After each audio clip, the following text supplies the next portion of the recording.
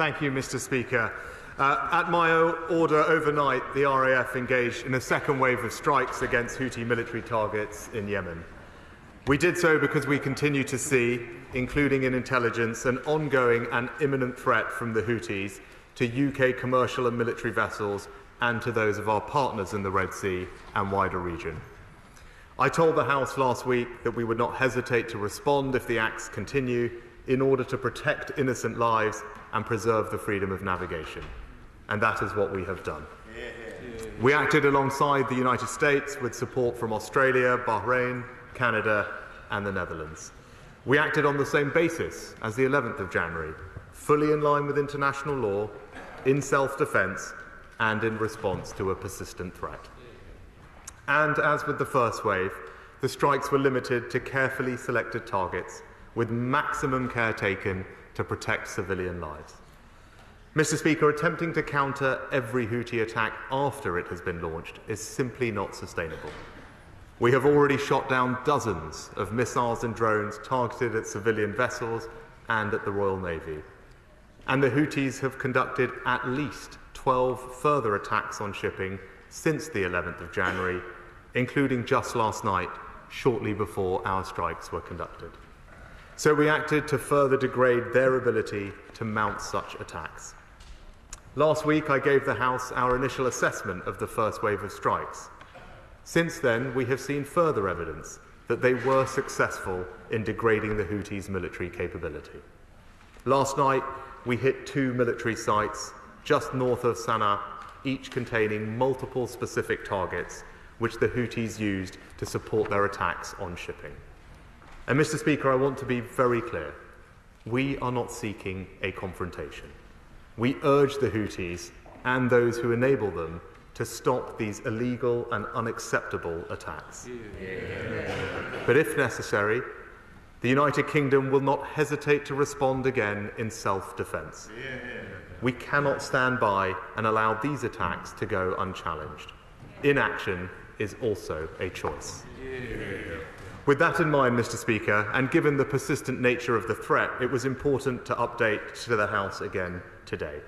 I listened carefully to honourable and right honourable members last week, and so we will give the House a chance for a full debate on our broader approach in the Red Sea tomorrow. Mr. Speaker, we took extensive steps to address this threat to international security before taking military action.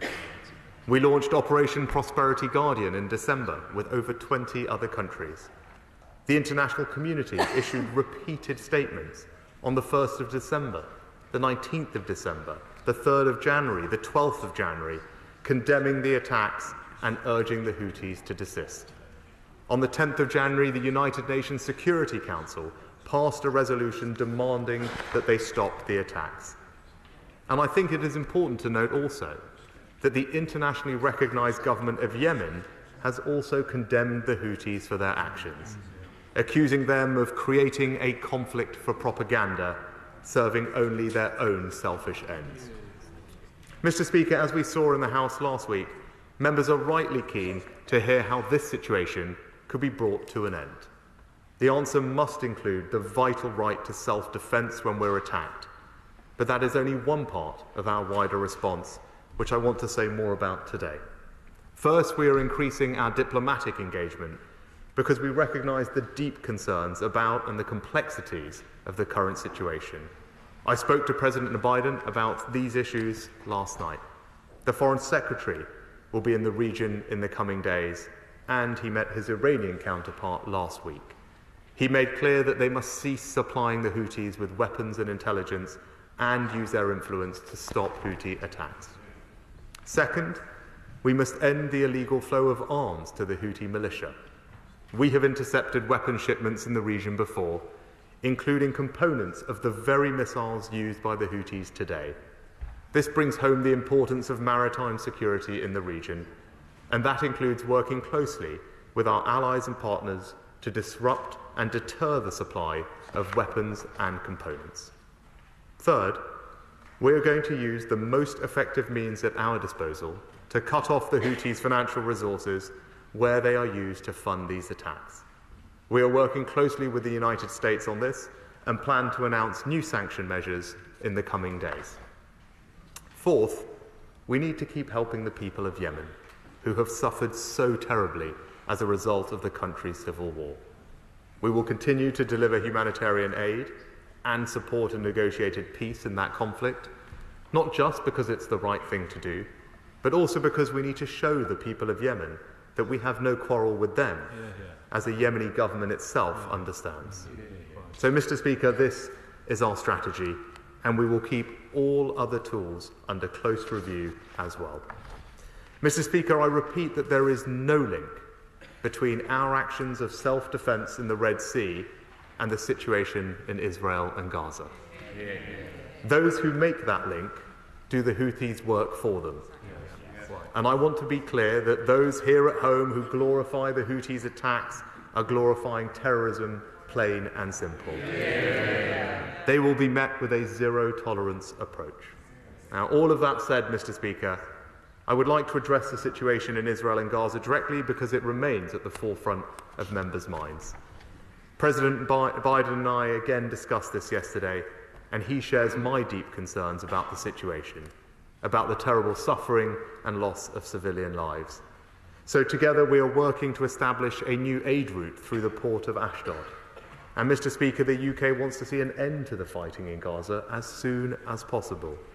We are calling for an immediate humanitarian pause to get aid in and hostages out as a vital step towards building a sustainable, permanent ceasefire without a return to destruction, fighting, and loss of life. But to achieve that, Hamas must agree to the release of all hostages. They can no longer be in charge of Gaza. The threat from Hamas terror and rocket attacks must end. And an agreement must be in place for the Palestinian Authority to return to Gaza to provide governance, services, and security. That is the pathway to peace that should unite the whole House. And I believe we are also united in support of a two-state solution. Mr. Speaker, through all the complexity of the current situation, our principles hold firm.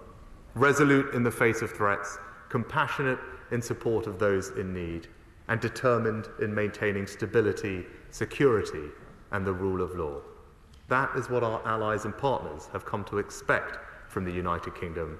That is what we stand for. Stay with the Times of India for news breaks, analysis, interviews, and events.